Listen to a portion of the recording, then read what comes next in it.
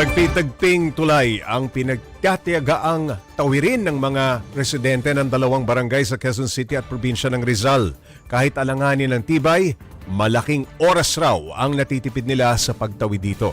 Para bigyan ng mukha ang balita, Mobile Journal Ivan Tarinque. Ang tulay na ito sa ibabaw ng Marikina River ang ginagamit ng mga tumatawid na residente ng barangay Bagong Silangan sa Quezon City at San Mateo, Rizal. Pero gawa lang ito sa pinagtagpi-tagping kahoy at maninipis na kawayan. Ang suporta nito, kawayan lang din. Kaya kapag may dumaan, ramdam ang pag-uga ng tulay. Isa sa mga tumatawid dito, si Elizabeth na taga Quezon City. Pinakamabilis daw kasi itong paraan para makapunta sa San Mateo. Kumpara kung magji-jeep, naaabuti ng halos 1 oras. Iikot kang gano'n, di ba? So mag-jeep ka. Dito kasi mas malapit. Tsaka mura lang naman, pwede mo lakarin, tricycle. Pwede ka pag tumulay ka dyan, tricycle ka na lang dyan. Pag walang tricycle, maglakad, pwede. Malapit lang. Kinakatuyuan natin ngayon yung tulay na ginagamit ng mga residente dito at makita nga natin nagawa siya sa pagpitagping mga kahoy at maninipis na kawayan at bago ka makadaan dito, kailangan mo magbayad ng 5 piso. Hindi lang mga nagtatrabaho ang umaasa sa tulay, pati mga estudyante at guro na pumapasok sa mga kalapit na paaralan. Pero dahil magagaan na materyales ang gamit, tuwing mataas ang tubig at malakas ang anod ng ilog, nasisira ang tulay at tinatangay ng agos. Aminado ang ilang residente na may pangamba sa tuwing tatawid, lalo na kapag umaalog ito sa bawat hakbang. Lalo-lalo na po pagkasama ko yung mga mag-ina ko na tumatawid, natatakot po akong baka mamaya biglang bumigay. Kasi tingnan nyo po, medyo alanganin. Ayon sa punong barangay ng Bagong Silangan, naglagay na rin sila ng mga bangka noon bilang alternatibo sa pagtawid. Sa kabila nito, patuloy pa rin pinapanatili at inaayos sa mga residente ang manipis na tulay para magamit sa araw-araw. Nakakatulong dahil mga taga San Mateo, may mga guro, may mga estudyante na nag-aaral dito, mga nagtatrabaho dyan sa Marikina.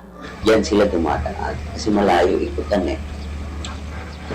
Sa kawalan ng mas matibay na infrastruktura, nananatili itong kahoy na tulay ang pinakamalapit na daan para sa mga residente na magkabilang panig ng ilog. Mga kapatid, Mobile Journal Ivan Tarinque po, hatid ang mukha ng balita. Pag-usapan pa natin ang tulay na ito sa Marikina River kasama si Mobile Journal Ivan Tarinque. Ivan, sino bang gumawa nitong tuloy na ito at gaano nakatagal? Pops J, yung nakausap natin, more than 50 years na daw na merong tulay. 50 na years na. Tama ka dyan, Pops J. No? Pero karamihan, kadalasan gumagawa nito, Pops J, mga residente rin din na nakatira malapit doon sa ilog. Dahil, sa kanila, kung babiyahe ka kasi from doon sa kanilang lugar, papunta nung San Mateo Rizal, more than 1 hour yung gugugulin mo sa biyahe, Pops J. Pero dito, ilang minuto lang, nasa kabilang banda ka na kagad, may San Mateo Rizal ka na kagad. So, karamihan sa kanila, binubuo ito privately, itong mga itong tulay na to. No? So, karamihan dyan, Pops J, talagang tulong-tulong din yung mga asosasyon dyan, Pops J. Mukhang mabuhay yung tulay. Ivan, pinapanood ko yung video mo. Pero nasira na kamo itong tulay na ito sa mga nagdaang bagyo. Bakit patuloy pa rin daw itong ginagamit ng mga residente kahit alam nila na madaling masira? Tama ka dyan, Pops J. No? Yung mismong tinuntungan talaga natin mismo itong tulay na to. No? Talagang pag-apak mo, mararamdaman mo yung pag-aalog at yung pag...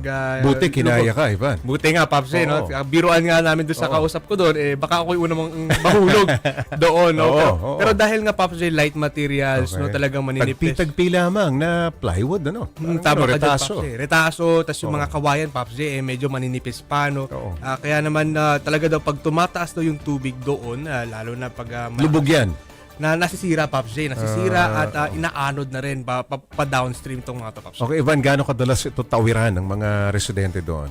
Pops J, araw-araw. Ito yung kanilang main... So let's say the whole day, halos lahat ng mga residente doon tumatawid. Tama ka dyan, Pops J. No? May malapit kasing eskwelahan din dito, Pops J. No? Kaya naman may mga nakita rin tayo, mga estudyante. Mga guro. No? Pati na rin, Pops J, yung mga nagtatrabaho dun sa may bandang San Mateo side.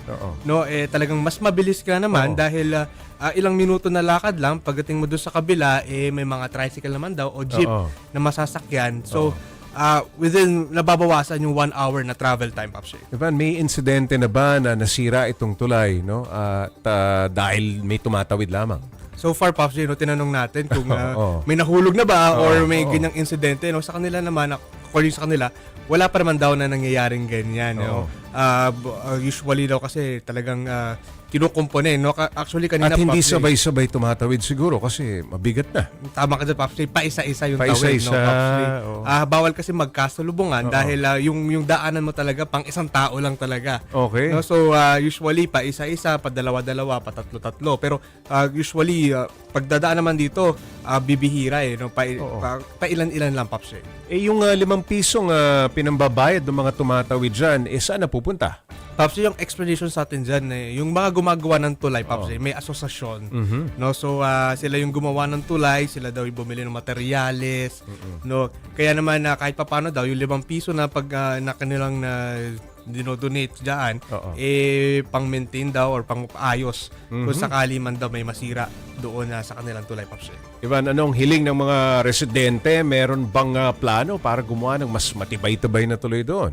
Actually, Pops J, sa kanina no pagpunta Oo. natin, no, parang ginagawa yung dike, no, banda diyan sa area na 'yan, no. Kaya naman umaasa sila na baka kahit papaano naman daw madamay na magkaroon ng tulay diyan sa gitna ng ilog dahil nga, Pops J, yun nga mabilis yung travel plus namaminus yung gastos nila, no. Kasi, Pops J, narinig natin parang one way 60 pesos kaagad yung nagagastos. Kung i-compare daw dito na magbabayad na 5 piso, mas pipiliin daw nila yung 5 piso. Yun nga lang, baka pag nahulog ka, basa ka nga lang papunta doon. Yun nga. Sa iyong pupuntahan, Pops J. At hindi siya matibay kasi. Okay, maraming salamat, Mobile Journal Ivan Tarinque.